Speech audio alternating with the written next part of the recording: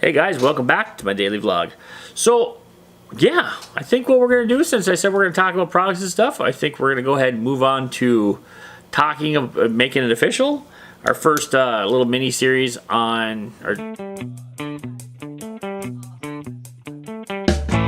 little daily vlog series will be on 5th edition Dungeons & Dragons, and we'll talk about the books, the stuff you need to play, and all that good stuff. And yeah, we'll go over probably all the books they've printed out, at least official books. I mean, there's a lot of unofficial material out there. And, we'll go over some of that too. But I think what we'll do is we'll stick with the basics. We already got a person doing lore on 5th edition monsters. So, yeah. So we're going to go over some of that and we'll check it out. But for today, we're just going to talk about 5th edition and the pros and cons of it. 5th edition was... Why did Wizards of the Coast decide to make 5th edition? Well, 4th edition, when it came out, was not... A lot of people didn't like it. They didn't like the format, the way it played. It felt too easy and newbie-ish and too linear. And so they decided that, hey, when we're going to do this, we might as well just get everybody that wants to be involved. And so they did this open beta public testing thing with 5th edition stuff. And...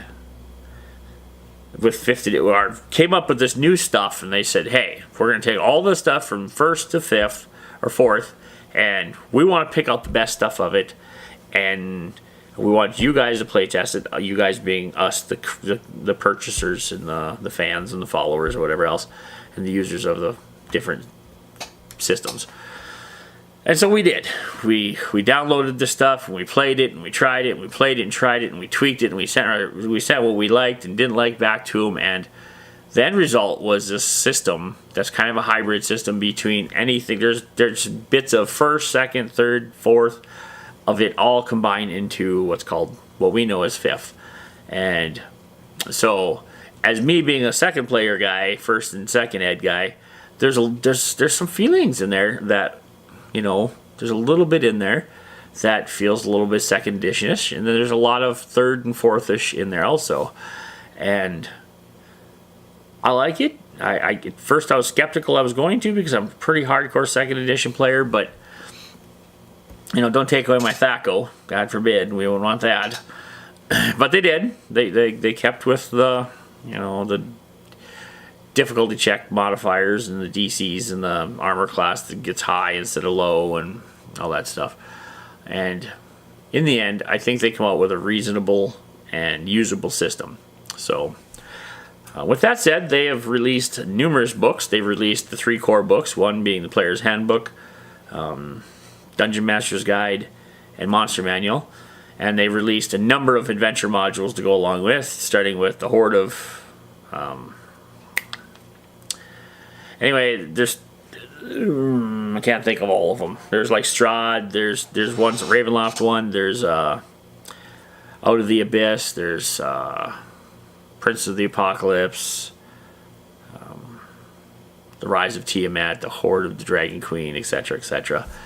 And each one of those introduce more freedom in campaign development. So with the Horde of the Dragon Queen, it's kind of a linear thing. They kind of handheld you through the adventure, and the Rise of Tiamat, they make it a little less handheld, and then the next module set to come out, they kind of well, here you can we're going to give you all this information, and you just let players free run, which I believe was Princes of Apocalypse, which is based on elementals and whatnot. Of course, we're going to go over all these books throughout the series, and so probably throughout the weeks we'll talk about these different books and different products that other companies have made. And so basically they've just slowly but surely been expanding the official material to make it a little more open world, a little more everything that, the DM kind of gets to dictate everything. And there really is no other instruction other than, this is the basics, this is the outline, have fun, knock yourself out type stuff. So, with that said, what do you need to play D&D? Well, you need at least a Player's Handbook, and a Dungeon Master's Guide, and a Monster Manual. Now, not every player at the table needs to have all 3 of those. Most players will only ever need to have a Player's Handbook. I mean, that's pretty much just and we'll have a video on that, but that just gives you the races, the classes, and all that stuff, what you need to make a character. And, you know, if you didn't mind sharing, you know, only every other person, or even a couple, just one out of a table. But, you know, it takes a little longer to make characters if only one person has a player's handbook at a time. So, yeah.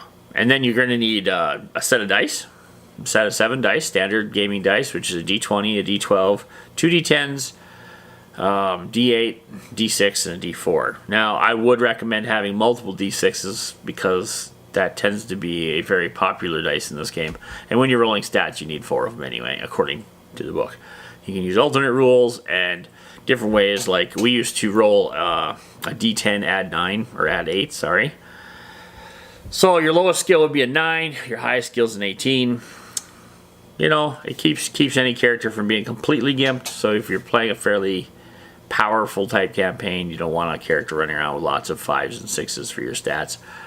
Because I know if you're a roll like me, you end up with a lot of crappy stats. So that system I've really liked over the years. Yeah, you need pens, paper, character sheets preferable. But if you don't, I've always just written up mine usually by hand, and I'm happy with that. So yeah, we go. Yeah, and you just need a place to play. Lots of times your local game store, or you know, a basement somewhere, or a kitchen table, and a few hours of peace and quiet. Not necessarily even peace and quiet because it's going to be noisy at that table, but a few hours of just time set aside to set up an adventure and just play with you and your friends. Don't forget, you're going to need snacks, you're going to need beverages, and a working bathroom, because if you've been playing for 3 or 4 hours, you know you're going to have to go to the bathroom. So don't forget that stuff. Yeah, I think that's what you need to play. You know, you don't need anything else and a little bit of imagination. Next time we talk about this, we'll be talking about probably the player's handbook and what's in it and what you need to know about it. And yeah, until next time, my name's Scott. You call me Guff. Signing off.